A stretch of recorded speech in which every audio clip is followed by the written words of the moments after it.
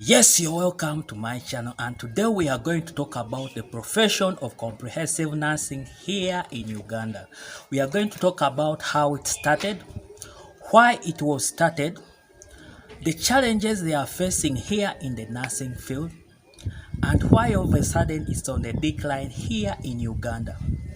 Now, if you are new to this channel, my name is Jacob, and basically on this channel of mine we talk about health, we talk about entrepreneurship, and we talk about business and jobs basically. So if you are new, just consider subscribing to my channel by clicking on that red button right there in the corner. Click a thumbs up if you enjoy my tutorial, and don't hesitate to make a comment right there in the comment section if there's anything you want to comment on my tutorials.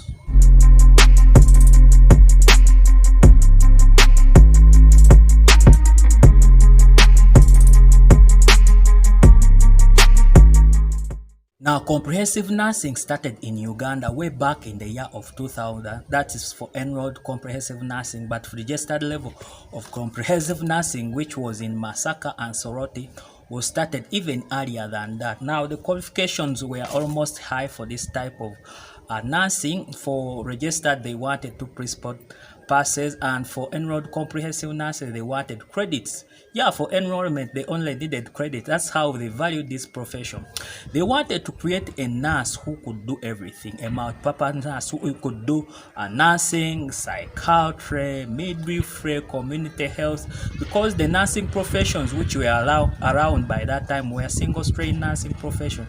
So they wanted a nurse who can do everything, multi-purpose nurses, so that they can go and manage our health centers very well. You know, in a health center, a patient will bring anything, whether it's nursing. If they bring malaria, next time they'll bring a mother for you to deliver. So they wanted a nurse who can do almost everything, and that is the reason why they created this type of profession. So basically, if you look at the curriculum for comprehensive nursing, it's more like for clinical medicine. Yeah, registered comprehensive nursing, the curriculum is more like for clinical medicine. There is no difference. The only difference is this one is a nurse and the other one is a clinical officer, but when it comes to matter and everything, they are almost the same. So by year 2008, all schools had started training comprehensive nursing, whether it's enrolled or registered. All schools in the country had started training enrolled comprehensive nursing, and they had scrapped off all the single-strain nursing specialties like midwifery and nursing. All of them, all schools had stopped them apart from Zambia. Zambia was the only school still training enrolled nurses, but all other schools, Mengo, Rubaga, were only training comprehensive nursing. Now, what challenges did our comprehensive nurses face while in the field? Now, one of the major challenges they faced is salary scale. There was no scale for them. There were scales for enrolled nurses and midwives, but there was no salary scale for enrolled comprehensive nurses, because this was a profession which was slightly better than nursing and midwifery, but the government had not put there a salary scale for them. Even landing government jobs, that is another thing. They failed to land government jobs because they didn't understand them. They had no scale for them. They were not in the system.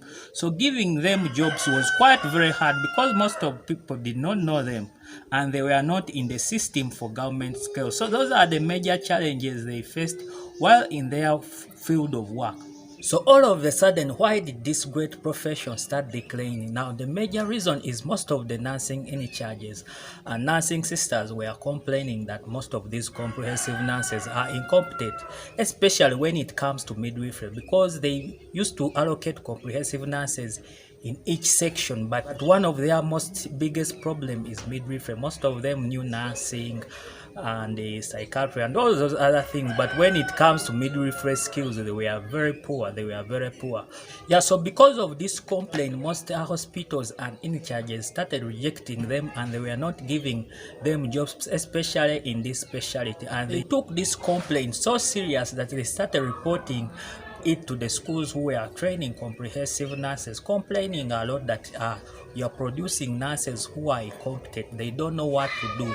So because of this complaint, they started giving them extra placement in the midwifery skills so that they can perfect their skills before they go back to school or before they are awarded certificates. So that is one of the major complaints which came out. Another complaint which came out was the cost of training these nurses. Remember, training a comprehensive comprehensive nurse was almost twice what a unenrolled nurse or unenrolled midwife would take, because they used to spend a lot of time in the community getting them placements in the villages so that they can learn more skills there, learning more of community health, learning more of midwifery, learning more of psychiatry.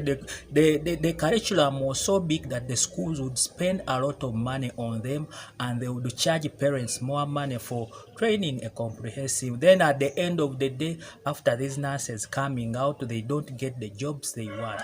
Or if not, if a comprehensive nurse was to be given a job, they give them the same salary as an enrolled nurse.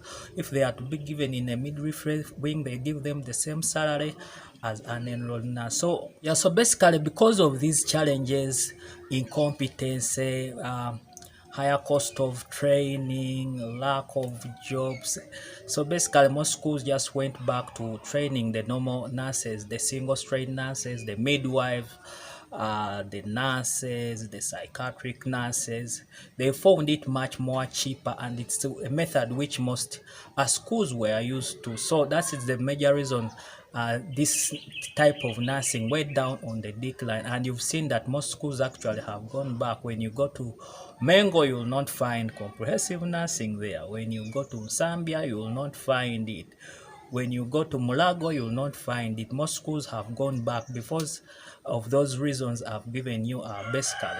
So there are still some benefits for this type of training. Basically, they are personal. They are not income-wise, because even if you train with all that data, you still be given the same money like an enrolled nurse. Even if you are an RCN, you still be given the same money like a registered nurse. Yes, basically, the reason why you should train in this type of section is basically for personal benefits. So if you train, let me say like an ACN, you will get more knowledge in all sectors, and you'll manage a health center very well. If you are given a placement probably at a health center 2 or a health center 3, you will have more knowledge to manage that center very well compared to someone who studied only enrolled nursing or someone who studied only enrolled midwifery.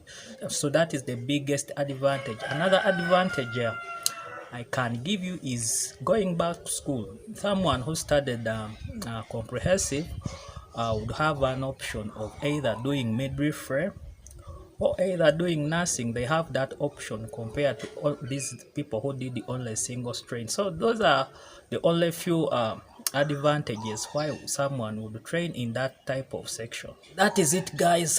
Don't hesitate to make a comment right there in the comment section. If there's anything I've left out which I've not talked about this profession, just mention it right there in the comment section.